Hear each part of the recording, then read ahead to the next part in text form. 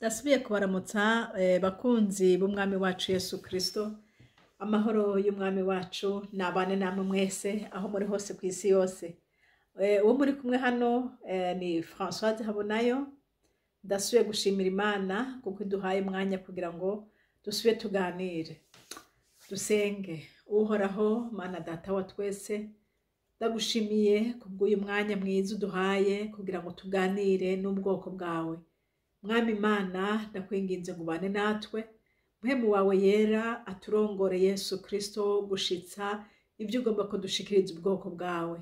Urakoze Mana kuko uri kumwe natwe, urakoze kuza kubana natwe, urakoze kuza kuduhezagira ico twanse n'ububasha bw'umugwanizi ngo ntibugire ububasha kuri twebwe. Mu izina rya Yesu muhemu wawe yera arongore kino gikorwa. Urakoze kuko ubikora gutyo, ni mu izina ryawe Kristo. Amen. Yesu nashimwe. Ndizera ko mukomeye kandi ko mushishikara kunezererwa ibikorwa dukwana namwe. Turabibona benshi baratwandikira, abandi muradutelefona. Imana nibaha umugisha, ingene mudutera intege, kandi turashimiye Imana uko tubona ko igikorwa kiriko kiragira ikimazi. Yesu nashimwe. Rero nkuko narabibemereye, bene data ndagomba kubabwira iby'ukuza k'umwami wacu Yesu Kristo. Iby'ukuza k'umwami wacu Yesu mwarabyigishijwe kandi abandi mwarabyisomeye, ariko ndaza ndacishamwo dukeya nk'utwo Imana iba yarampishuriye kumbure muri Bibiliya mudashobora gusangamwo, kubera iyi Bibiliya yaranditswe mugabo ntiyanditswemwo vyose. Hamwe yo kwandikamo byose ntivyoronka aho bija. Hamwe yo kwandikamo byose ntivyoronka aho bija, ariko dushimiye Imana kuko igendera duhishurira n'ibindi tukarushirizaho gusobanukirwa ivyanditswe. Yesu nahabwa icubahiro rero. Iyo dusomye ijambo ry'Imana turabona ingene Yohana yeretswe uko bizogenda mu gihe c'iherezo, igihe Kristo Yesu azoza gutora umugeni wiwe. Iyo usomye muri Bibiliya urasanga harimwo ukuza kwa Yesu canke kugaruka kwa Yesu kurimwo imice ibiri. Hariho ico bita enlèvement canke ico bita ukunyakugwa kw'ishengero.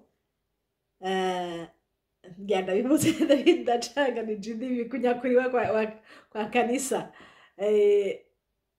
canke igihe Yesu azoza gutora umugeni wiwe. Bibiliya itubwira neza yuko igihe Yesu Kristo azoza gutora umugeni wiwe, ngo azoza ntabwo azoshika hano kw'isi, oya. Bibiliya tubwira ngo tuzomusanganira mu kirere. Haleluya. Mwene data uri kuranyumva aho uri hose, ngo tuzomusanganira. Iyo sumaki izodutwara niyihe? Abantu bakiriye Kristo. Haleluya.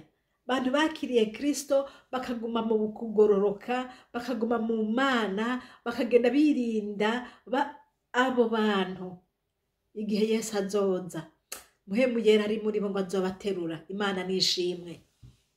Ngo tuzoca tubana n'umwami rero, ngo tubane nawe imyaka 7. Muri iyo myaka 7 rero tuzoba turi kumwe na Kristo, tuzoba turi muri ubwo bukwe tunezerewe, dushima, turyohewe.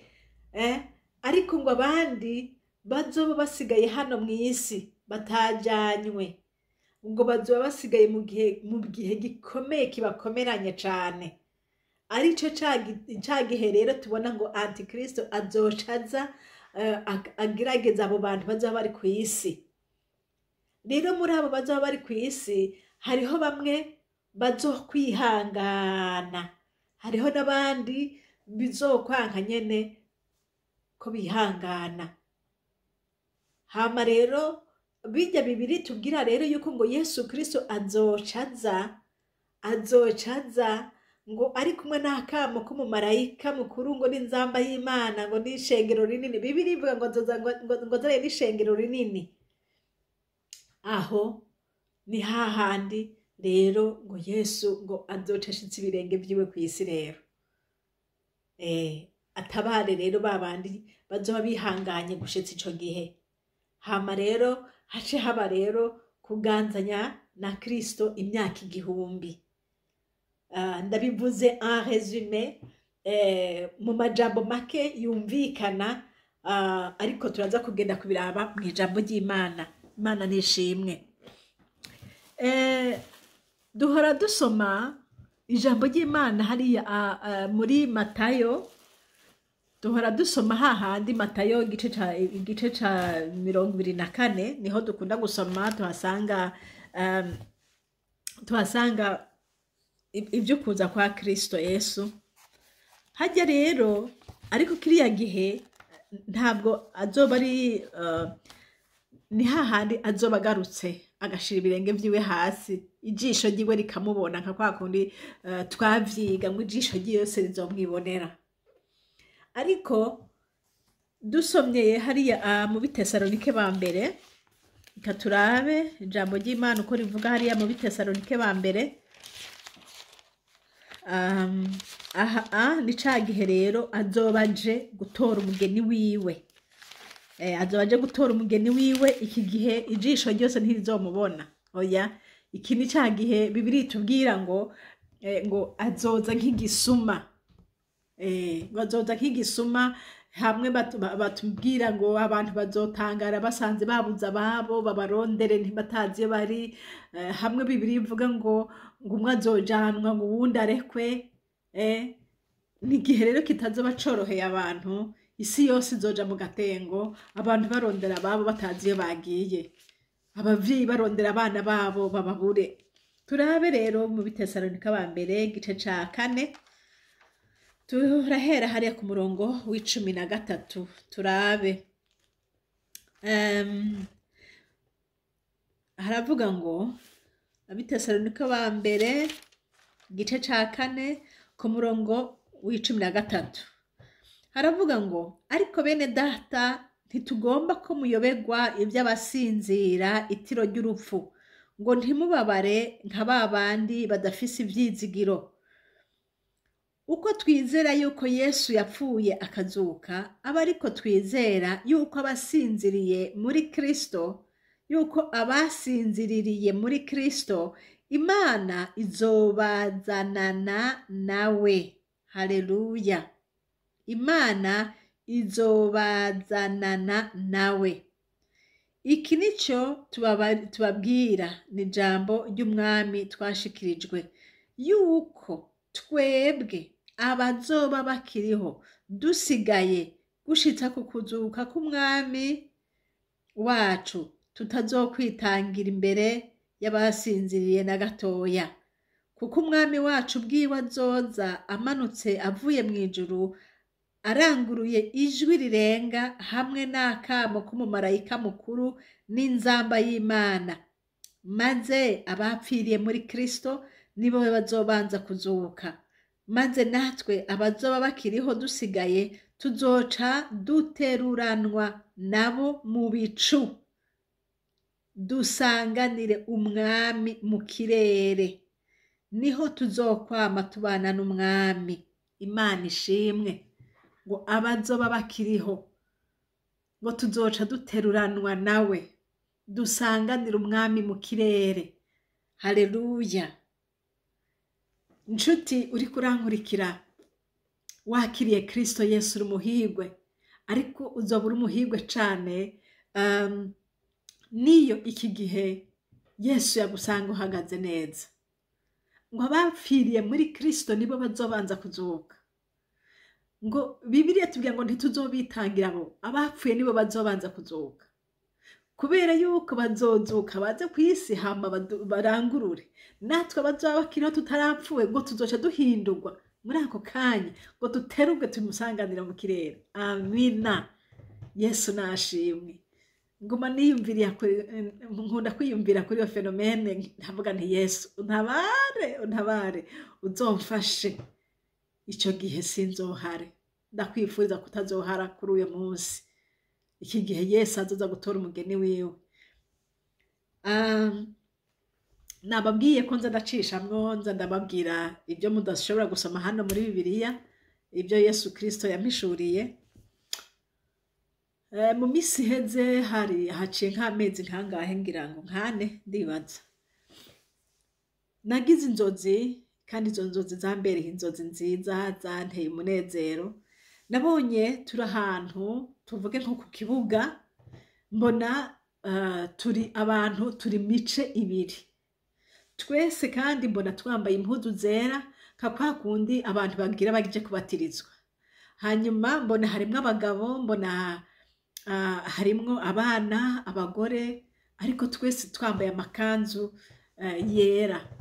Hama rero mbonye rero turi imico ibiri, nabonye tugize umuzingi, tugize cercle. Hanyuma bamwe mbona bari inyuma y'abandi, abandi bakaba hagati.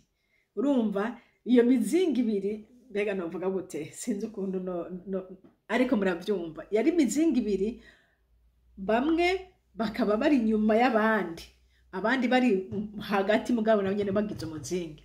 Niho rero nkabona baza barakuramwo abantu, babakura ku muzingi w'inyuma. Pardon, ubwa mbere yari umuzingi umwe, yari umuzingi umwe, ariko muri abo rero bari umuzingi umwe, bakaza barakuramwo, barobora umwe bamushyira hagati, barobora uwundi bamushyira hagati, baroboramwo uwundi bamushyira hagati. Abo bo hagati rero nabo baca bagira umuzingi. Rero iceba imizingi ibiri, umuzingi ni cercle ibiri, kandi bose bambaye imyambaro yera derere. Hama jewe rero uko nariko ndabibona, nabona umenga abo bantu bakura kuba mu muzingi w'inyuma bakabashira hagati, nabona umenga ni nkaho novuga nti nabona umenga ni mbega novuga gute, hariho ikintu catuma bashobora gutora ngo naka hajya, bari bafise ukuntu bashobora kubaraba. Jewe rero ndiko ndavyitegereza, ndabona umenga bariko barobanura abenegihugu n'abandi babajemwo atari imvukira zo muri ico gihugu. Biruko rero niho waca ubona uti nanaka niyinja naje hagati, nanaka kuko wari usanzwe ubona critère bariko barakoresha mu kugira ngo bamwe babazane hagati. Hama rero nanje rero nabona ndi muri abo bashize hagati. Hanyuma mbona uyundi umwana w'umukobwa yari mu muzingi w'inyuma ariko ararira. Ndavuga nti wewe urizwa niki? ngo nanje ngo narishaka kugenda muri uwo muzingi wo hagati. Ngo ndamuravye mbona nawe mu by'ukuri yari mu bakwiye kuja hagati. Jewe ndabisobanukiwe nkaho umenga kwari ukuvangura abenegihugu n'abo bandi baje bavuye mu bindi bihugu. Rero uwo mwana ndamuravye mbona nawe nyene abwiza kuja hagati. Nca ndamubwira nti reka kurira, nti nawe ntuze hagati. Hanyuma rero abo bantu baza hagati rero ngo byasobanurwa yuko abo bantu ngo bagira basubire mu gihugu iwabo. Ngo niko byasobanura, niko nabibona. Hama rero nca ndababwira abo bo hagati, nca ndababwira nti rero ntimwebwe, ntijewe sinzojana namwe, ntimugabo ntinzoza hanyuma. Niko nabonye ndabamarira muri izo nzozi. Hama rero ndababwiye gutyo, umwe mu bari mu muzingi w'inyuma, basigaye muri uwo muzingi w'inyuma, aca avuga ngo oyaye Françoise, ngo nawe ukwiye kujana nabo, ngo kubera yuko ngo aba bazoza hanyuma ngo bazogira amarushwa menshi. Niko yambariye, kandi abimbwira nawe ari mu muzingi w'inyuma.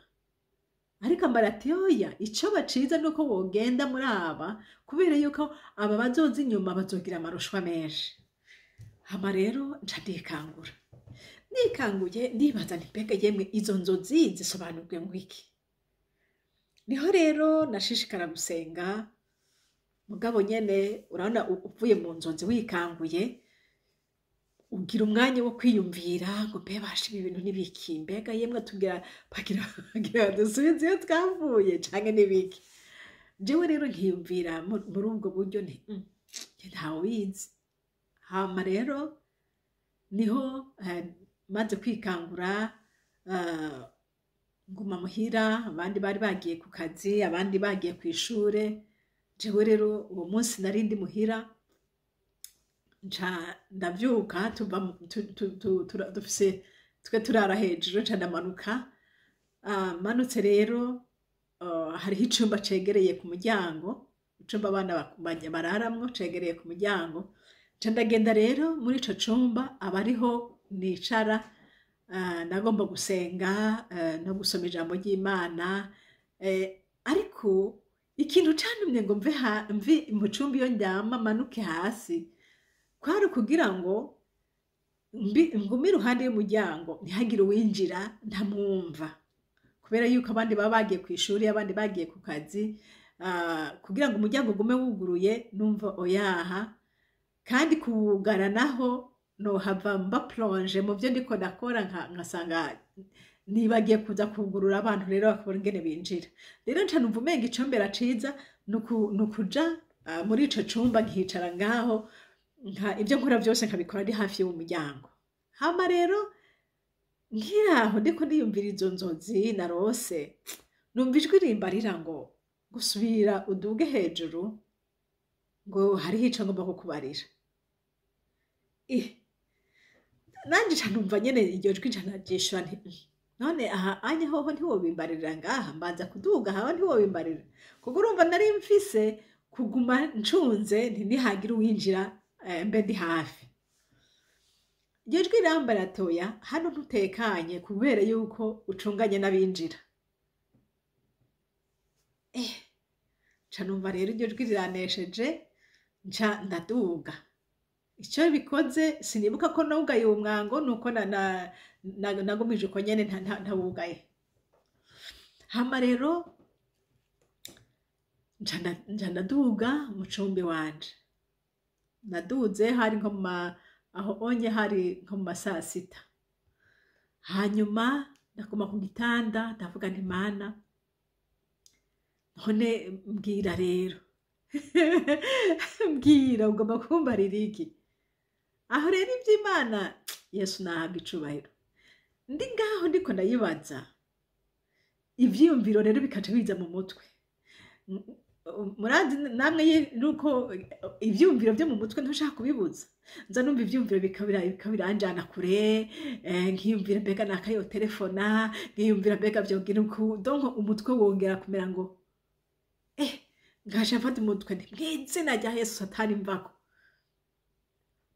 Kugira ngo nyene kuba arekute y'Imana numva birananiye, numva sinzi ingene Imana iza kuvuga, sinzi kurondera gusinzira, itiro ntiriza. Ariko nca ndakemera nti mw'izina rya Yesu ntimvako Satani, mw'izina rya Yesu. Ngivuze gutyo ryajwi numva rivuga ryongorera ngo nta Satani ari hano, ngo kubera yuko ari je naguhamagaye ngomba kugira ico ndakubarira. Okay, nca ndavuga nti urakoze Mwami Yesu ko nta Satani ari hano. Hanyuma nca ndaryama. Ariko ndyamye itiro sinarironka.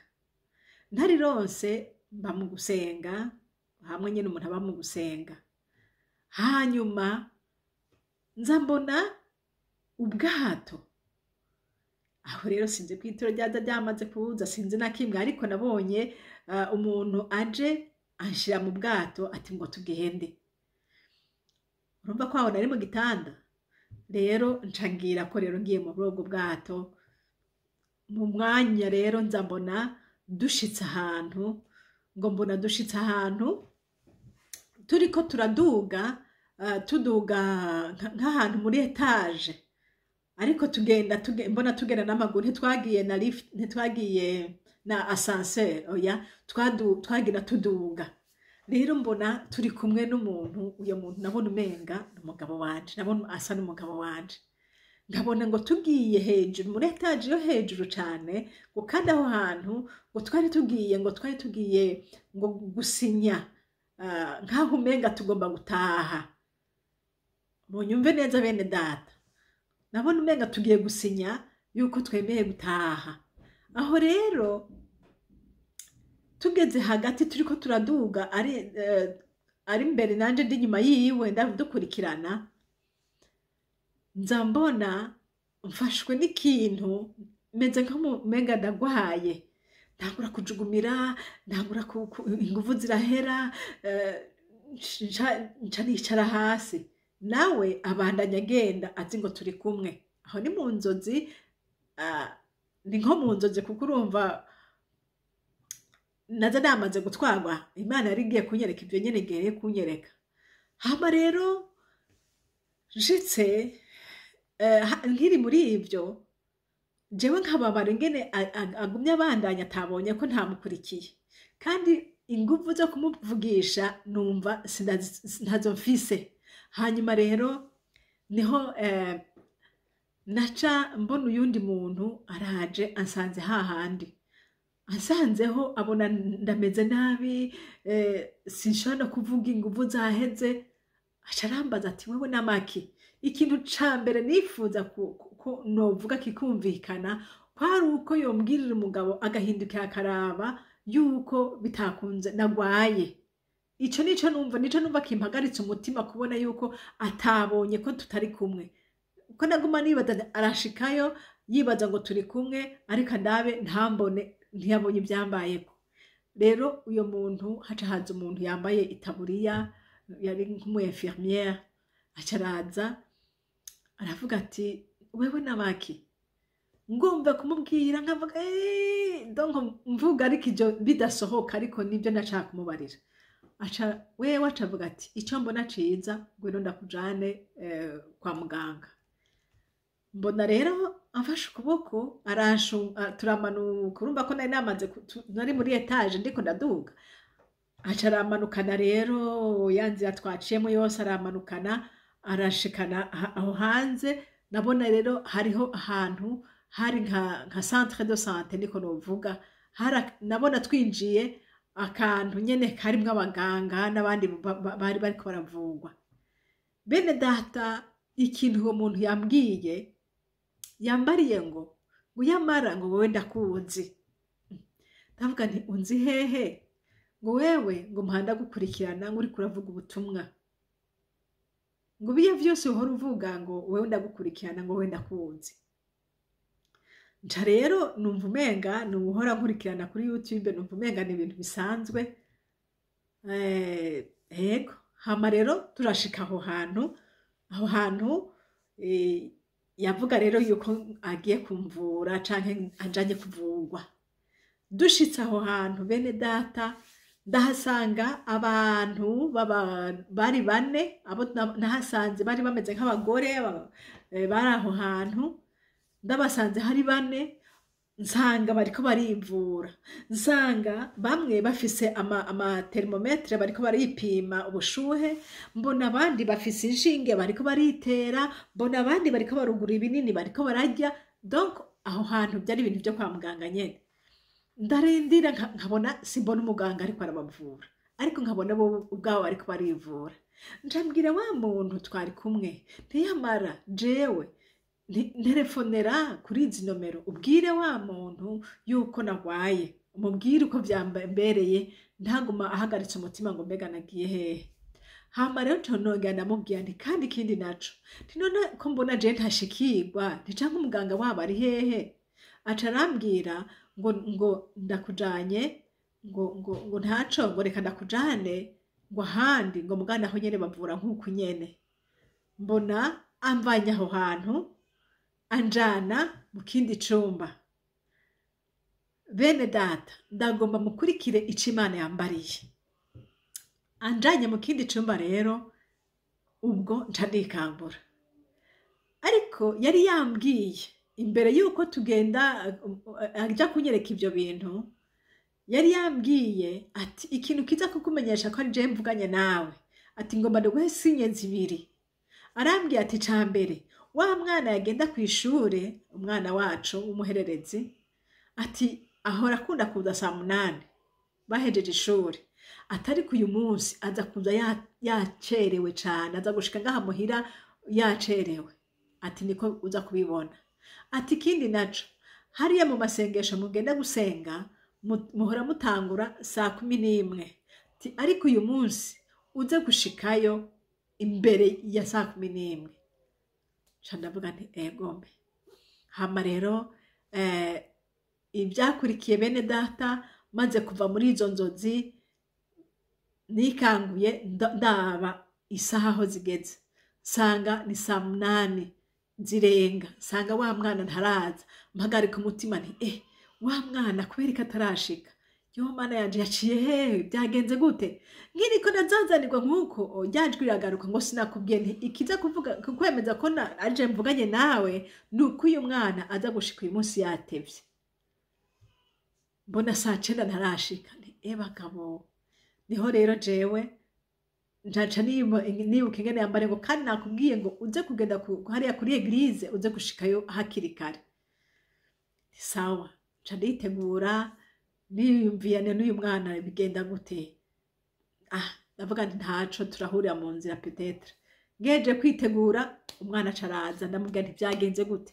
Aca arambarira ngo kwishuri byagenze uku badutebeje donc nca ndavuga nti rero siga muhira jewe ndagiye gusenga.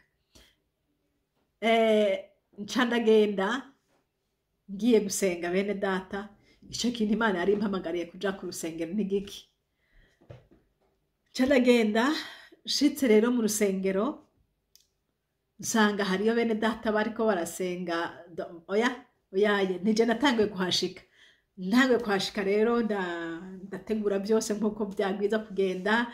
Hanyuma rero baraza bansangaho turabandanya turasenga. Nababwire uyu munsi haje abantu 4. Bari abamama 3 n'umupapa 1. Hanyuma turasenga. Hatugeze hagati turiko turasenga, numva muhemu yera arambwira ngo ngo wabonye umwe nakubarira, ngo nakubwiye ko ari abantu 4 uza gusanga hariya muri kiriya cumba bariko barivura. Ngo wabonye ko bariko barivura. Bariko barivura gute? Bariko barivura kuko aha mu masengesho barivura, mwe wese niwazi ahagwaye.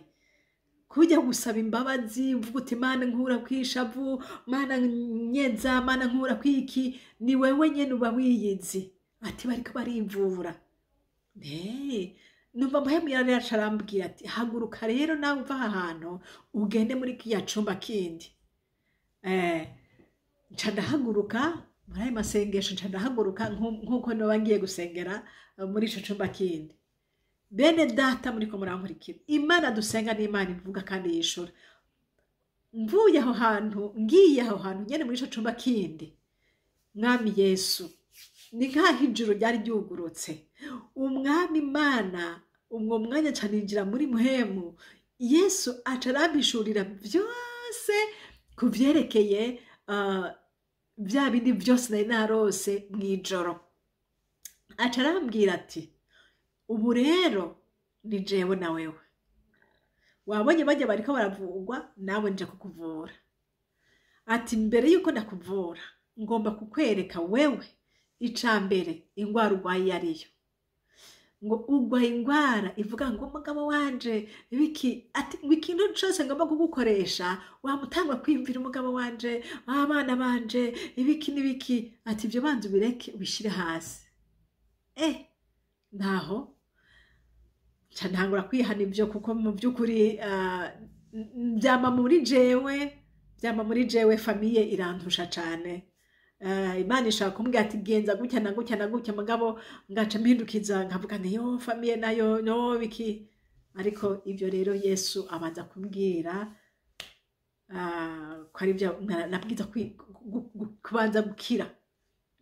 Aca yo garambwira ati nje kukubwira rero za nzozi nakwereka, ya 200 wabona. Ati 200 wabonye wari umurongo umwe. Ubwa mbere barimo abantu bambaye impuzu zera bose.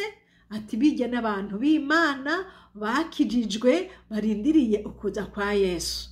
Naho ati bajya nabo babona baza baratoramo naka batoramo uyundi batoramo uyundi ngo bajya ngo n'abantu bazogenda mwizuka rya mbere igihe Yesu azoza gutwara umugeni muri enlèvement. Hanyuma ngo nico gituma ngo uriya muntu yakubwiye ati ibyo kubera byiza nuko wogenda ubu hakuzogenda hanyuma, kuko niwagenda mu binyuma abinyuma bazogira amakuba menshi. Nca rero ndabisobanukiwe jewe nibaza ngo nibyo impunzi bazodusubiza iyo twavuye, ariko ntivyari uko.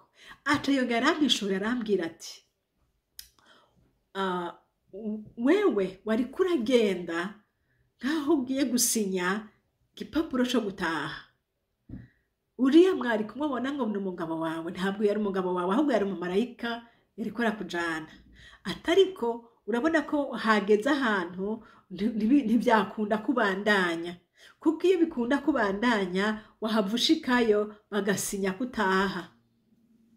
Aca arambwira ati ariko nagomba ndakwereke rero, kubera yuko waciye ugwara bitakunze kubandanya, uriya muntu haciye aza akakubwira ati ngwino ubanze ugende kuvugwa. Uriya nawe yari umumarayika. Ati kandi ikindi naco yakubwiye ati ndakuzi mpora ndagukurikirana, ati biko gukora mwijuru warabizi. Haleluya. Nshuti mugenzi uri kurankurikira, umenye nawe ngo biko gukorera data mwijuru warabizi. Yesu nashimwe. Ushobora kubushikirwa n'ibintu kumva umenga uri kurakora ibintu ataho bishika, ariko humura ngo mwijuru warabizi. Yesu we naranezerewe. Arabisobanurira ambwira ati rero yari umumarayika.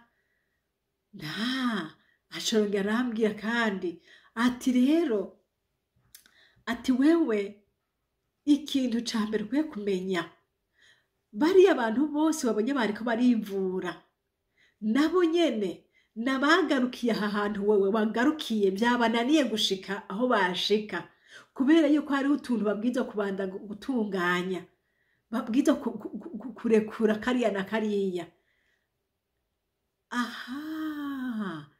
Nca ndasobanukirwa rero nti bene data, mwebwe mwiteze inzamba y'umwami wacu Yesu Kristo. Ushobora kuba uri mu mugwi w'abateguwe kuzogenda kuzokumva inzamba y'akabanga, ariko hariho ibyo utegerezwa kubanza gukora. Nshuti nkunda, tugeze mu gihe rero co kwitera inshinge canke kwipima temperature canke kugirane. Ni wewe wiyizi. Bibiliya avuga ati mbega ntimwiyizi? Mwene data, iki gihe tugezemwo ni igihe co kwiraba, ni igihe co si igihe co kuraba naka ngo mbega naka mbega oya, ahubwo ni wewe n'ivyawe. Yesu Kristo, wirabe wivure, ryashavu ryawe urireke, kwa gukunda abantu rwose ukamenga bokubuza n'ico ukora ubireke. Hariho abantu banka gukorera Imana ngo none ngo yaye ibi n'ibi.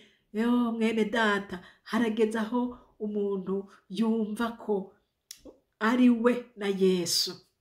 Ushobora kuba wihambirira ku muryango cane nkuko nama nanje nabigira.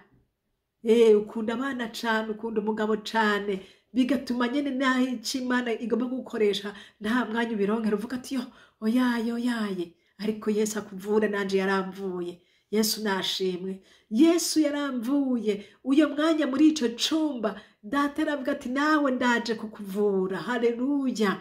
Hariho ibyo dukwiye kuvugwa. Yabwiye ati we ingwara ya mbere urwaye niyi. Ndazi kenshi Imana yavuganye nanje nkavuga ntoyaye ntera aba bana, ntoyaye ntera bibi. Weho mbega nawe niko biri.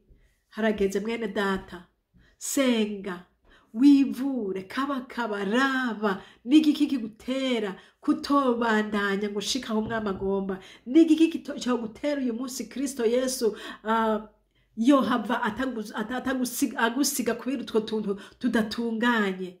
Tugeze muri iki gihe mwabantu mwe abo umwami abazokumva inzamba y'akabanga y'umwami Imana.